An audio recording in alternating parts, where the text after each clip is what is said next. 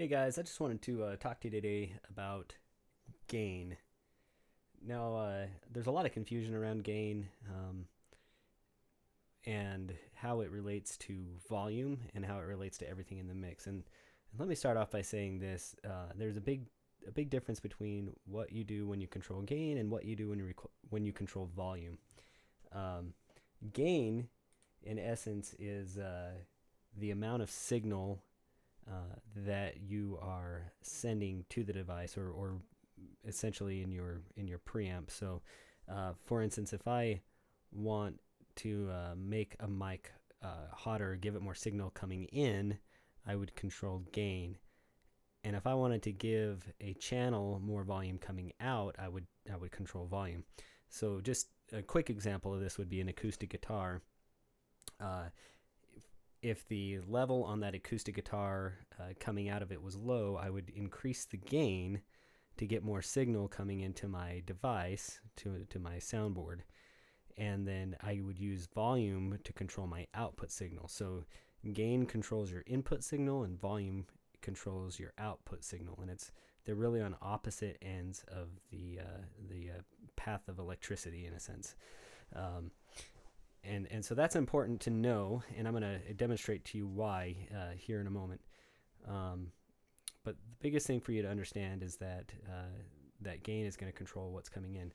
Now, in order for you to get the best sounding mixes, you generally want to have your gain as high as you can get it without causing any sort of hissing or distortion. So it's better to, there's a term that we use in the industry called gain staging. And gain staging is essentially ensuring that your gain is at the correct volume throughout your mix and throughout your signal path. And what that basically means is that you're better off getting high levels of signal to begin with than you are trying to boost signals at the end.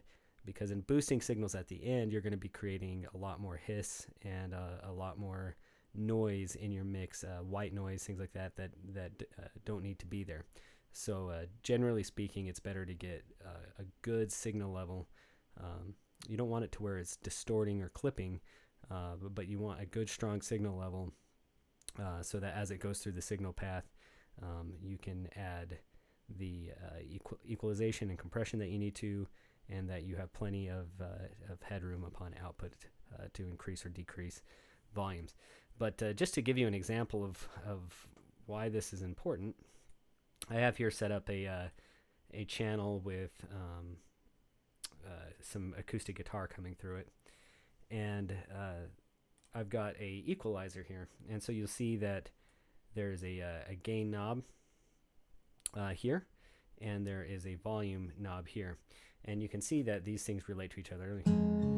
As I play this guitar track here, if I turn up the gain, I get a lot more signal coming into this. If I turn down the gain, I get a lot less signal. And this is why this is important, because if I pull up this EQ here, we turn it on actually,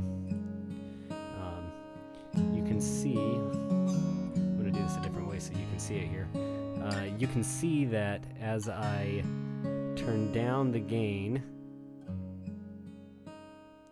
my signal on that channel goes away, which means that I've just decreased the amount of signal getting to my effects processor.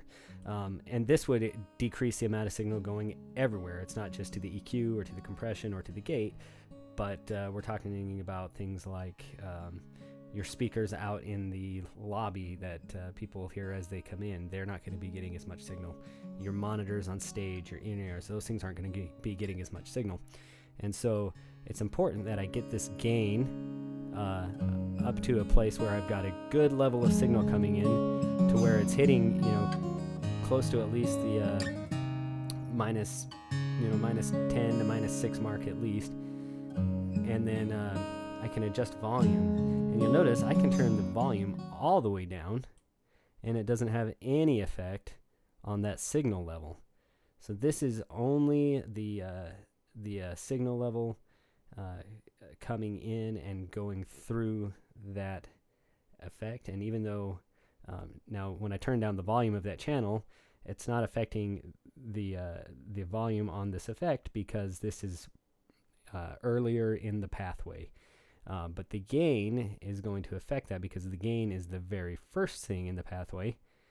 And so if you think of that as your signal moves through its different pathways, when you boost that signal, it's going to boost everything in that pathway.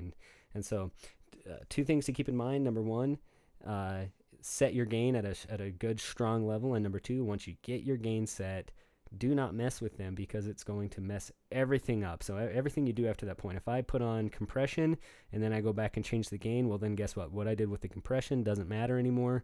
It's going to be wrong at that point, and I've got to go back and change that. What I've done with the EQ doesn't matter. What I've done with all the other mixes, whether it be monitor mixes or lobby mixes, none of that matters anymore because I've changed the gain. I hope that's helpful for you in helping understand the difference between gain and volume, and the type of impact that's going to have on all of the other processes in your mix.